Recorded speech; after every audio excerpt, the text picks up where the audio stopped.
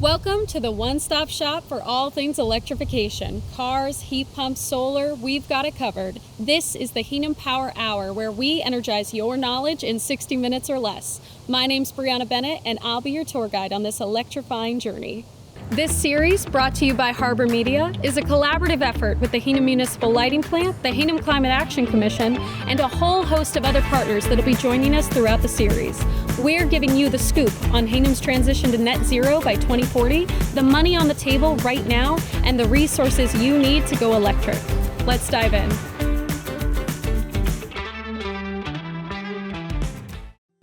Electricity powers everything in our modern world, from keeping our lights on to running our appliances and even heating our homes.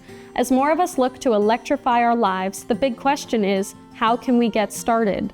In today's episode of the Hingham Power Hour, we're diving into Electrify Hingham, a program designed to help you take that leap toward an efficient, all-electric future and get off of fossil fuels. Maybe you're thinking about getting a new stovetop, upgrading your heating system, or buying a new car. Whatever's your next big decision, Electrify Hingham can help with the transition. Electrify Hingham is based on 4 pillars: buildings, transportation, energy generation and storage, and partnerships. Stay tuned for an interview with the Massachusetts Clean Energy Center, one of our key partnerships, in the second half of our episode. Let's take a trip where we break down each of these and talk about the rebates and resources the program makes available. Buildings are the first pillar of the Electrify Hingham program. Buildings also make up 68% of the carbon emissions in Hingham, which is by far the largest hurdle we have to cross in order to get to net zero by 2040. But buildings are more than just concrete. They're the homes with our families and our small businesses and large ones. They make up the historical government structures and houses of worship and community centers. In order to think about buildings, Electrify Hingham is thinking about how do we make them more affordable and comfortable and safe. Here are some of the ways that the Electrify Hingham program looks at buildings. Imagine your home, cozy in winter, cool in summer, but maybe it's not quite there yet. Drafts can sneak in and energy can leak out, causing your bills to go up because your home is working harder than it should. That's a sign that your building envelope isn't tight. A tight building envelope means your home is sealed and insulated, no wasted energy, and no lost comfort. Start with a no-cost energy assessment. You'll complete a form online and set up a time that works best for you. A trained specialist will visit your home and assess where it's losing energy. The energy specialist will then make a list of recommendations for fixes that can boost comfort and lower your bills. After the assessment, you'll have a better idea of what you need for weatherization, which could include air sealing or insulation in your walls or other spaces like your attic. Once your home is weatherized, it's time to look at your HVAC system. If you're burning oil or gas or using inefficient baseboards, figure out when you need to replace them and consider upgrading to a more efficient system like all-electric cold climate heat pumps. Heat pumps are 3 to 4 times more efficient and can heat, cool, and dehumidify all in one system. You don't have to figure it out alone. Visit HMLP's website for rebates, guides, and a heat pump consultation with Abode Energy. They'll help you compare quotes and equipment. Once your home is sealed and running on an efficient HVAC system, take it further. Upgrade to high-efficiency Energy Star appliances like refrigerators, thermostats, induction stoves, a front-load washer, a heat pump dryer, and a heat pump water heater, all eligible for rebates. Electrify Hingham makes it simple to create a home that's efficient, affordable, and fossil fuel-free. There are so many different ways that we can make buildings more efficient and electric. As you think about that, we also have other considerations for transportation and our other pillars of the program. Let's go take a look at what transportation means. Transportation is the second pillar of the Electrify Hingham program. We know that transportation makes up 23% of the emissions in Hingham, and there are many forms of transportation: walking, biking, driving, commuting, and so many more. But we also know that transportation emissions are mostly coming from passenger vehicles. So Electrify Hingham right now is mainly focused on trying to get residents to choose electric, to charge efficiently, and figure out where the infrastructure is needed to help choose that option. Let's take a look at what Electrify Hingham is doing. If you own a car, you've probably felt the sting of gas prices or dealt with a surprise repair. Most of us rely on a passenger vehicle to get around, but they're one of the biggest ways we create emissions in Hingham. That's where electric vehicles come in. EVs are simpler machines. They typically cost less to fuel and less to maintain, with no oil changes and no engine issues. Some EVs are fully electric, while others are plug-in hybrids, which can switch to gas if you need it. If you're thinking about making the switch, check out Hingham Drives Electric. It's an easy tool that helps you figure out what EV fits your lifestyle and budget. Through Hingham Drives Electric, you can talk one-on-one with an EV specialist, learn about the incentives you may qualify for, and use the comparison tool to find your perfect EV match based on your driving habits. Once you find your match, we can help you charge efficiently. Electrify Hingham offers rebates for qualified charging equipment, and if you charge off-peak, typically after 9 p.m., you can earn monthly rewards on your electric bill. Many drivers worry about being able to find a charger on the road, but thanks to investments in the last few years, public chargers have become more and more frequent. In the US, there are over 210,000 public EV charging stations. In Hingham, HMLP has installed 17 public chargers. Driving electric is one of the biggest ways you can reduce your emissions, and it might be simpler than you think. As you've seen, there are a lot of options with the Electrify Hingham program to think about transportation. Let's take a look at another pillar of the program. The third pillar of the Electrify Hingham program is energy generation and storage. Electricity supply makes up 7% of the carbon emissions in Hingham. I'm standing at the West Hingham MBTA station, where we have one of the largest solar canopies in town. We have, through the program of Electrify Hingham, options for residents and businesses, and even the town itself, to choose carbon-free options that they can generate themselves. Electricity powers everything we're talking about, but where that electricity comes from really matters. Hingham's power supply already includes solar, wind, nuclear power, and hydropower, and as a result, has a much lower carbon footprint than most of the region. HMLP is working toward 100% carbon-free electricity, but customers have the option to take it even further by generating their own energy at home through solar panels or battery storage. If you're interested in energy generation, visit hmlp.com/solar, where you'll find guides that walk you through the process and connect you to vetted resources like Energy Sage, an online solar marketplace where you can compare quotes and see what incentives you qualify for. If you add a battery to your system, you can also join the Connected Homes program. This lets us communicate with your battery or other smart devices to reduce energy use during the most expensive hours of the day. Meanwhile, you can earn incentives for helping us lower demand on the grid and keep electricity costs down. Whether you want to go solar now or just start exploring your options, Electrify Hingham is here to help you take control of your energy. There are so many options with Electrify Hingham to take charge of your power. Let's take a look at the last pillar of Electrify Hingham. The fourth and final pillar of the Electrify Hingham program is partnerships. By focusing on partnerships at the local, state, and federal level, we can be equipped to address our community's needs. The Hingham Climate Action Commission and the Hingham Light Plant are actively working to engage stakeholders like you and make electrification accessible for everyone. HMLP will collaborate with its partners to achieve Hingham's collective vision for the future. Connecting residents to experts and resources like the Massachusetts Clean Energy Center, MassCEC, to ensure the smoothest transition possible to cleaner energy. Let's sit down with some folks from MassCEC to learn more about electrification and what's happening at the state level. Hi, Brianna. How are you? Good. How are you? Hi. Thank you so much for coming in. Please sit. Oh, we're delighted to be here. Thanks for having us. So if you wouldn't mind, please introduce yourselves and talk a bit about what you do with MassCEC. I'm Susan Mlodozeniec. I'm MassCEC's marketing director, and I also lead our Clean Energy Lives Here campaign. And I'm Meg Howard. I'm a program director on our building decarbonization team. So I work on various programs and initiatives to help us get fossil fuels out of our homes and buildings. So MassCEC, the Massachusetts Clean Energy Center, does a lot of stuff. It's a big state organization. Can you talk a little bit about the Clean Energy Lives Here program? Yes, absolutely. So this is a website and a campaign to help people remove the fossil fuel systems and appliances from their home and from their transportations. Sounds a lot like what we're doing here in Hingham. Can you talk about how the Clean Energy Lives Here program aligns with local initiatives like Electrify Hingham?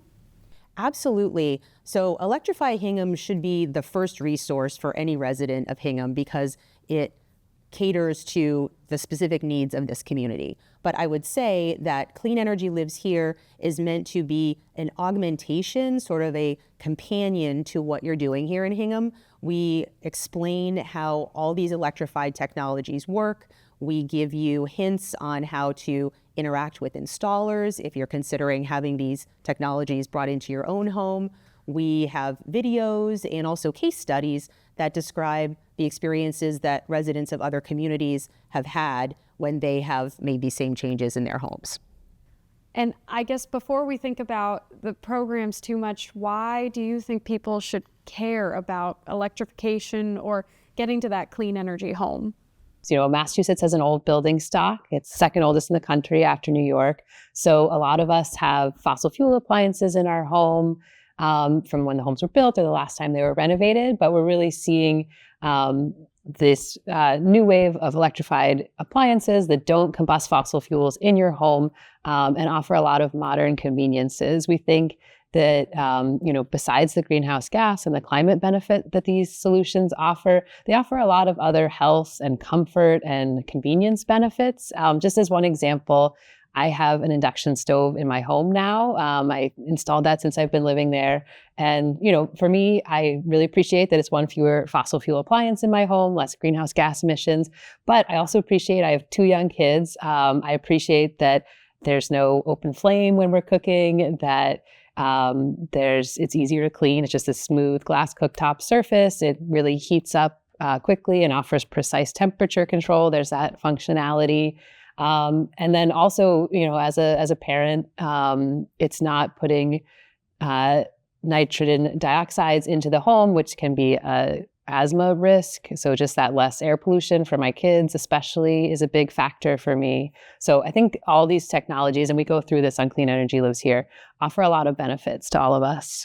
I've heard induction stoves are very safe. Is it true that if you put like newspaper down on it and then a pot, that the newspaper won't light on fire or things like that it doesn't get hot to the touch? Yeah, no, there's 2 nice things about that. One, and just sometimes if I have like something like cast iron that I worry might scratch the glass cooktop, I put a little piece of parchment paper underneath and it doesn't, I can just protect the glass cooktop that way.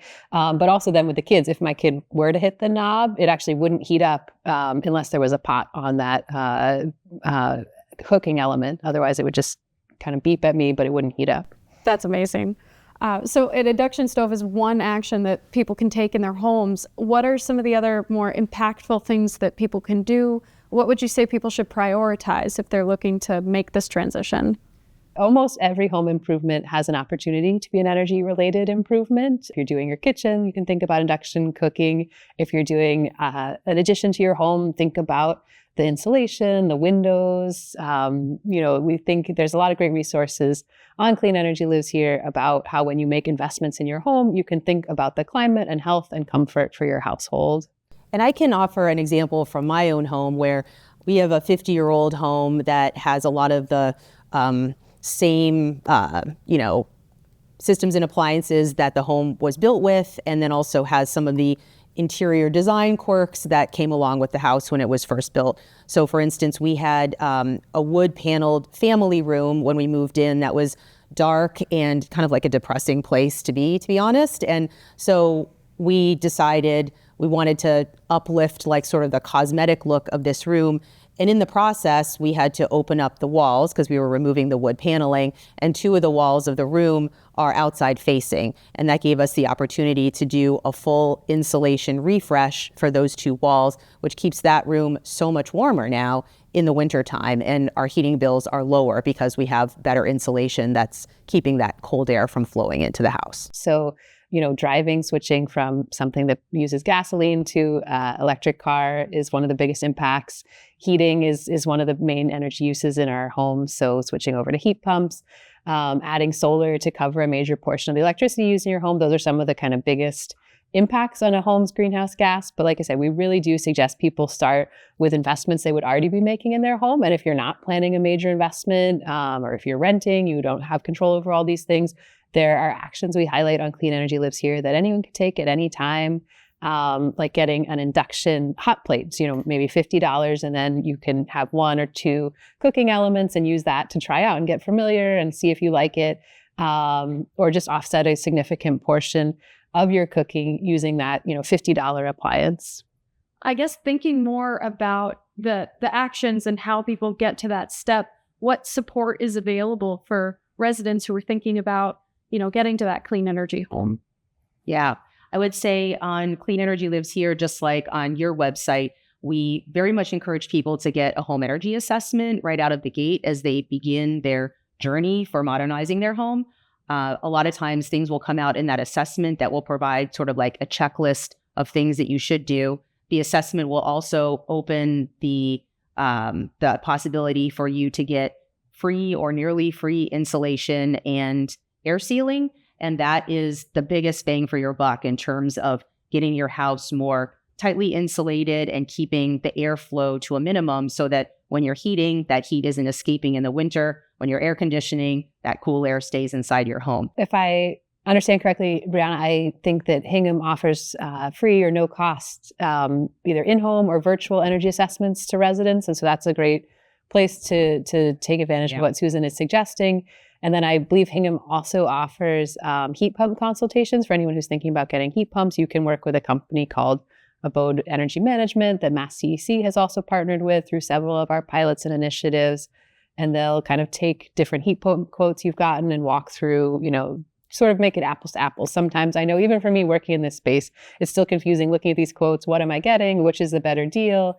But they'll really break that all down and walk you through your options, which is a great resource for anyone thinking of getting a heat pump. We've gotten good feedback on the assessments and the Abode consultations. I haven't had any problems with somebody who installs a heat pump if they went through Abode. So I do recommend it to everybody that calls. Can you talk a little bit more about the rebates and incentives? Walk us through it a little bit. And if there's any that you think specifically should be highlighted for people? Again, I think, Brianna, you probably are the best one to answer this question, but I'll take a stab and you jump in if I miss anything. I mean, just again, to put in a plug and encourage people to go to Electrify Hingham. I think you've done a really nice job laying it all out there, specifically as it applies to Hingham residents. I think because you're a municipal light plant, there's some nuance to if you heat with gas, you may be eligible for a mass save incentive for a heat pump. If you heat with oil, propane, or electric resistance, then you'd be looking to Hingham Municipal Light Plant for your heat pump incentive. But there's options for everyone, and that's all laid out on the Electrify Hingham website. We talked about the no-cost home energy assessment, the weatherization incentives. There are exciting state and federal incentives for things like going solar, getting an electric vehicle. And then Hingham also offers an incentive for installing EV charging in your home. And I think we just want to say there are lots of exciting state incentives, and the state is, we don't anticipate those going anywhere.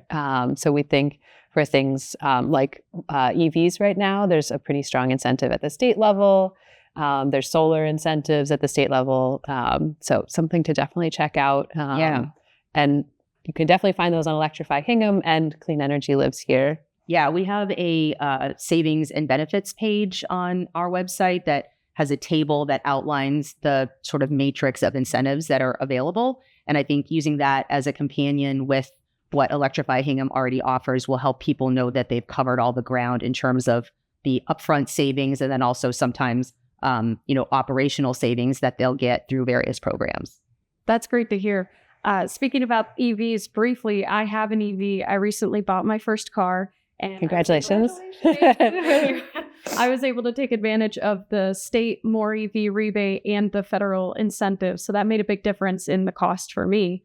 Can you talk And just on that point, sorry to interrupt you, but I know some dealers, I don't know if your dealer did this, have started to even just take those at point of sale. So it's not like a tax credit you have to wait a year for, but it's just a discount off the car price for the state and federal incentives. Yes, the state one was the discount off the price. And then the federal one, I had to wait to get a check after taxes because you submit it with the taxes. But it was still a nice surprise. I had kind of forgotten about it, and then the check came in the mail, so it's always a happy day. Yeah. Oh, yeah. Thinking more about homes again, I think we're working towards this goal of getting our homes to be cleaner, more comfortable, and more efficient. Can you talk a little bit about how MassCEC is bringing in low-income or moderate-income residents to make sure they're a part of this conversation and able to participate? Yeah, sure. So I would say, first of all, we take pains to make certain that the Clean Energy Lives Here website is mobile friendly, because many folks don't necessarily have access to a full screen computer/laptop, and their way of getting digital information is using their phone. So we make sure that everything is fully accessible using a mobile device. Secondly, we have different language options for folks who might not be English as a first language speakers. We have our website available fully in Spanish if one wants to consume it that way. And then we also have portions of it available in Portuguese, coming soon, Khmer, which is the language that our Cambodian community members and neighbors speak, and also a couple of different Chinese dialects and Haitian Creole. Those three are coming soon. So we're hoping to serve everyone in the Commonwealth, no matter what language they speak. And then the last thing is, later on this year, we will have information that's squarely focused on renters and also property owners, folks who own a 1 to 4 unit building that may have a rental unit in it. We want to make certain that you don't have to necessarily own a home in Massachusetts to reap the benefits of the energy transition. And I'll just add, beyond our Clean Energy Lives Here website, we think about serving all residents of the Commonwealth in how we design all of our programs. So as an example, I've been working on a pilot called Decarbonization Pathways about how we decarbonize homes and what that looks like. It's just about 75 homes total, but we wanted to include in that cohort income and geographic diversity. And we really feel like that helps us think through what this transition does look like for all residents of the Commonwealth. So that means working with low and moderate income households. And there's, different programs that the state has. And so working with those and how do you add on. But we think there's lots of exciting offerings statewide. And this has been a priority. We're expecting there to be, from our agency, some new solar incentives for low and moderate income households to either own their own solar or rent it or be part of a community solar project. So that's something we're excited about coming later this year. For those customers in Hingham that do have access to MassSave through their gas service, there's also been a significant portion of the MassSave program to offer increased offerings where you can get no-cost offerings if you're a low or even moderate income household. So definitely encourage folks to check it out. And some of those income levels, are pretty high. So, definitely take a look at it and see if it might apply to your household situation.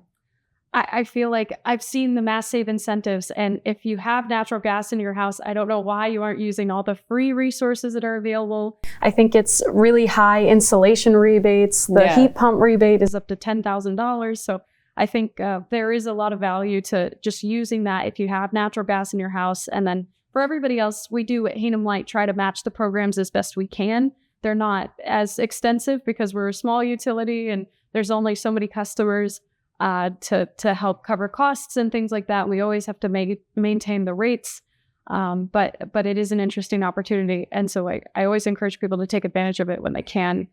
Thinking about the investment. So when somebody finally makes that choice and they make the investment to go clean energy home, electric, how do we explain the long-term benefit that they might see? Is there a long-term benefit, and what do those savings look like? I think the savings are different for every home. The electrified systems and appliances that you may, say, gradually install in your home over time will likely increase the resale value of your home because they are the most modern equipment that you can install. Also, people will get the benefit of increased comfort. They will likely enjoy a more efficient utility bill, which means reduction in utility costs. Even if you do it gradually, it's the right thing to do. Yeah, I'm thinking about one of our pilot participants in Holyoke, which is another municipal light plant in the western part of the state. She started with fossil fuel heating that was very expensive and wasn't keeping her house comfortable. And then through our pilot was able to get heat pumps. The heating was a lot more comfortable. She had lower bills, but now also for the first time, she has cooling. She just felt, and then her house got weatherized, which I think also really helped just make it a lot more comfortable. And so she just said it was such a nice change from going, she only had lived in the house a brief time before our pilot, but she was cold and uncomfortable and expensive. And then her home just became a place where the bills were more manageable. She felt more comfortable. And it was just a place that she wanted to bring people, I think. So that was a really nice to hear that story, what the transition looked like for her. That's great. And thinking about the transition, people taking that, step forward. Meg, you've actually recently electrified your house, right? Do you want to speak a little bit about that and what your experience was like? Yeah. So I'm excited.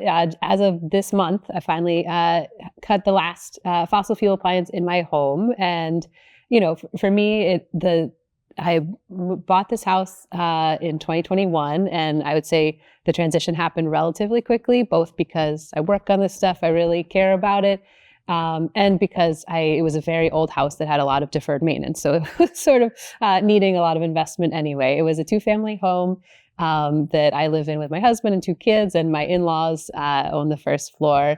And when we first moved in, one of the first things we did was had this really old asbestos siding that was kind of falling apart. And we looked at, could we get it painted? But we needed to get resided.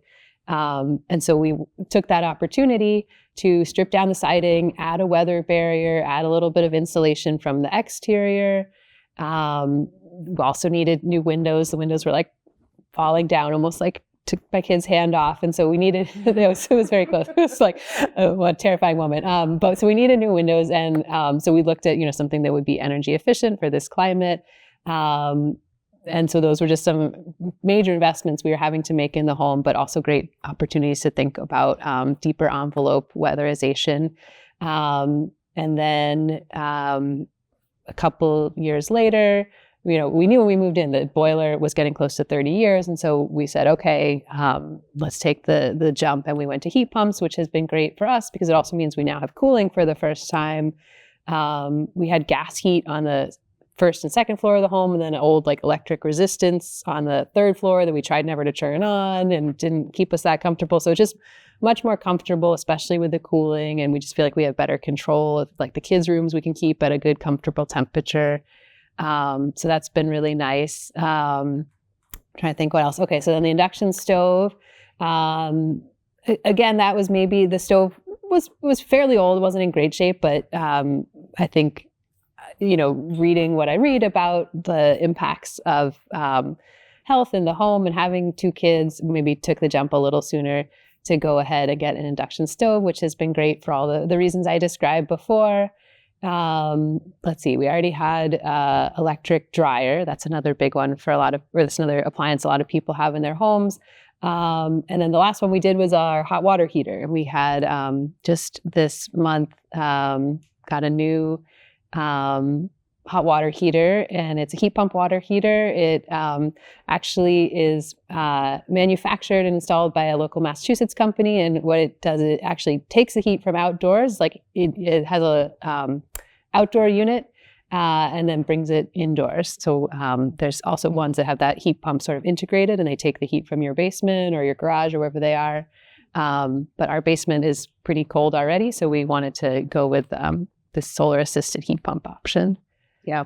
I can jump in and say I haven't done as many comprehensive improvements as Meg has, but first of all, I'm lucky enough to own a condo that I used to live in Boston, and now I rent out. And the water heater failed on that, I think 3 years ago, kind of over the holidays, which was a bit stressful. But I was able to install a heat pump water heater for the unit. This building is a very old building from the 1800s, basically, and has a fieldstone basement. That basement benefits a lot from the dehumidification that the heat pump water heater naturally does. It's pulling the heat from the air surrounding it into the device and then heating up the water using that energy. So our basement that is, shared by me and the other 2 owners there is dehumidified naturally just by this heat pump water heater that I bought, which is awesome. And another story I'll share is the primary home that I live in, when we were first buying it, had water leaks coming in through the roof, which we kind of didn't know about until we had committed to buy it. And then like the night before our closing, we went over there with the realtor and there were water leaks coming through the master bedroom. So perhaps that was a good thing to see because it helped us prioritize like what needs to be fixed on this home that we're buying. And we ended up replacing the roof in order to remediate the water leaks. And at the time we replaced the roof, we knew about the opportunity to put solar panels on when you have a new roof. So we installed those, and that system, the solar system, has paid itself off now over the last, say, 5 to 7 years. And we basically get free electricity in the spring, summer, and fall. And just to build on your hot water heater story, I thought that was a good cue to mention, something we try to message through Clean Energy Lives Here is avoiding or at least being prepared for the emergency replacement situation. I think research shows that the vast majority of both hot water heater and heating system replacements happen at the point of failure. Like your hot water heater is leaking all over the basement, and that's when you call the plumber. And, then, kudos to Susan for figuring out how to make the transition to a new modern technology at that time. But I think for a lot of people, it's just whatever the plumber has on the truck, let's go as quickly as we can. And so at MassCEC, we have a lot of workforce initiatives that we may talk about later. We're working with the workforce side of things too, so that what's on the truck is a modern, clean option, but also something we encourage homeowners to think about is how old is my water heater?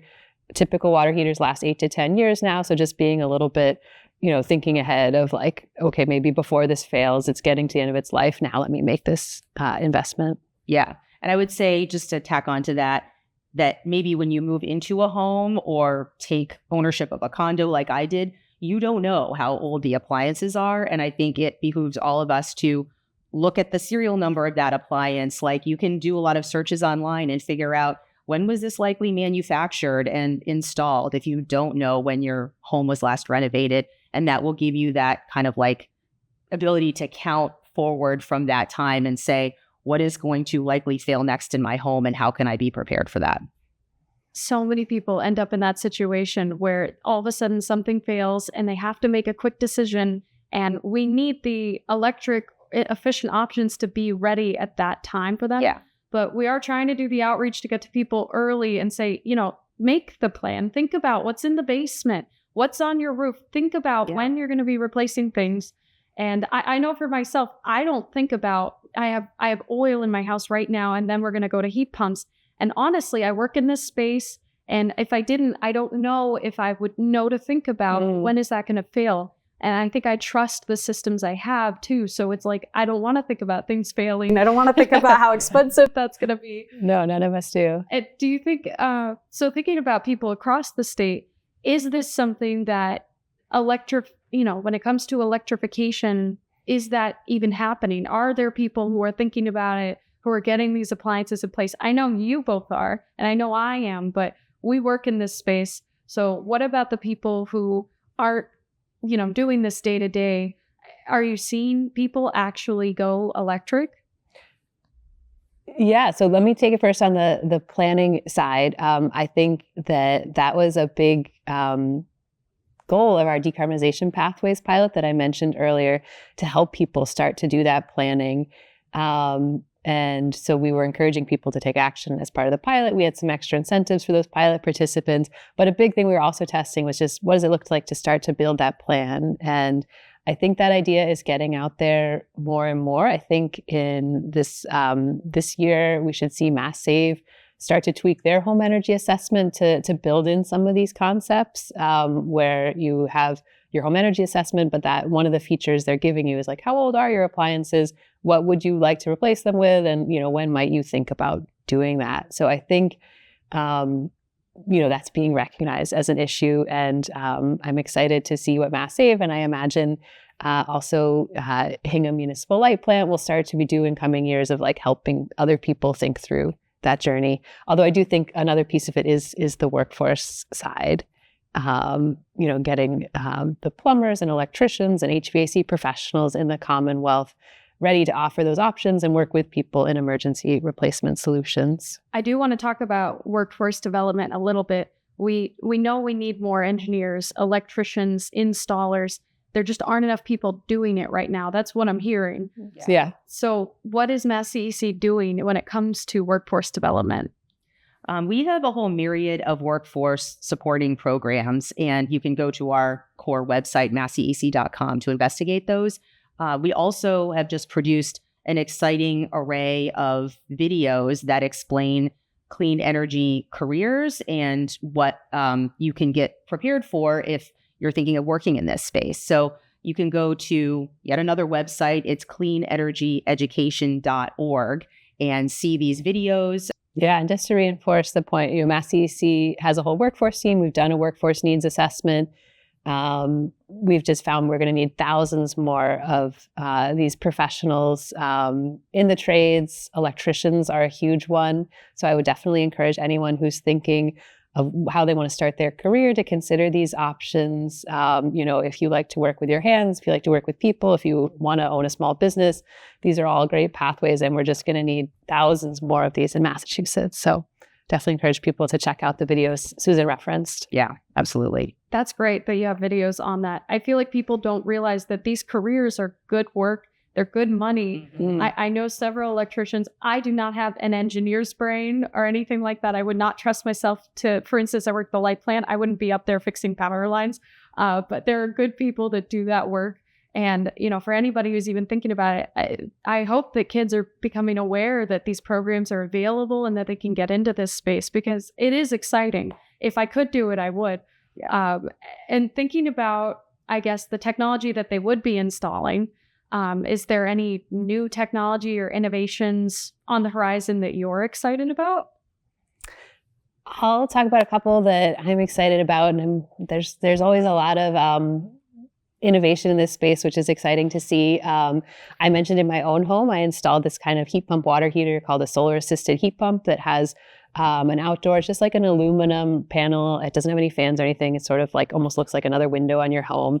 Outdoor collector kind of exchanges the temperature using a heat pump technology with the outdoors. So that's manufactured by a local Massachusetts company that's gotten some grant support from MassCEC. Another option I'm excited to really start to see to come to market are these sort of through window heat pumps. So I think if you're thinking of heat pumps, you might be thinking of those wall-mounted units, or maybe you're familiar with ducted heat pump that can work through ductwork. Those are great options, and they can serve a whole home well. But there's going to start to be these technologies available. You might have seen they're sort of like saddlebag window ACs, but they're a little bit nicer because the loud part is on the outside, and you can shut the window so you have much more of your full window view. And now there's models coming to market that are heat pumps, and even heat pumps designed to work in cold climates like Massachusetts. I'm excited about these options because I think it gives folks a lot more options. If you're a renter, you don't control your heating system, but you could buy this unit. It's, for older buildings, it might be tricky to retrofit, or you just have that one weird space. I think this will just bring a great tool to the toolkit of heat pumps as we think about how to bring our old housing stock into this 21st century. And then one other area to mention, we've been thinking at MassCEC, there's a lot of energy that goes into making all the materials we use in our buildings, of like cement and concrete. Like there's a lot of energy, and not all of that even happens in Massachusetts, but there's been some great innovations happening in Massachusetts to think about how to lower the impacts of those materials. So for example, MassCEC has supported a company called Sublime that manufactures cement through a different process that actually has no greenhouse gas emissions, whereas most cement has pretty significant impacts. And they've just opened up a first sort of test facility in Holyoke to, now I've mentioned Holyoke twice, to do their manufacturing there. There's another technology where you're using wood fiber to make insulation. And there's this product had been available in Europe, but now there's a plant in Maine that's starting to make it, and it's coming into our market. So I'm excited to see some of these materials, that the materials themselves have less energy to make. That is really exciting. I can't wait to see buildings being made out of. I think every day I see something new on the news or online about some new way to make concrete or alternatives to that. And the way we build buildings is going to change over the next few years or decade. And I'm just excited to see what it is. Oh, that's one more, because I agree that we've seen some exciting researchers and startups that are also working about how to bring in some automation technology, like to retrofit buildings. So you could do maybe a scan of a building, and then you could offsite manufacture like a whole new set of siding with insulation for that building. So all those pilots are starting to happen with some support from MassCEC. But I think Massachusetts, because of our great universities and our researchers in this state, there's a lot of exciting innovation happening here. I feel like we really are getting into the sci-fi future that we've seen in movies and books and TV shows for so long, but it's not a future thing anymore. It's happening now. We live in this age of really fascinating innovation. I think hearing about the different heat pump designs, the different way buildings are being constructed, it's all really exciting. And you could look at the news and you could see something new every day. So I strongly encourage people to look it up online, to check out MassCEC's website, and to follow up on what they heard today. Take one step towards that clean energy home and just try to figure out what's going to work for them. So thank you so much for coming in. This really means a lot. I think this was really valuable and fun. And I hope we get to talk again. Yeah, thanks so much for having us. And it's great to see all the work that Electrify Hingham is doing. Absolutely. Thank you. Electrifying Hingham is all about empowering residents to take the next step toward a cleaner, more efficient energy future. Whether it's installing a heat pump, driving an electric car, or generating your own solar power, this program is your gateway to sustainable living. So what's your next move? Head over to HMLP's website to learn more about how Electrify Hingham can help you make the switch. And don't forget, there's money on the table right now to help you get started. The Hingham Power Hour isn't just about information, it's about engagement. We want to hear from you. What topics do you want to hear about when it comes to electrification? What do you want us to tackle in this series? Send us a note with your thoughts, and let's spark a conversation.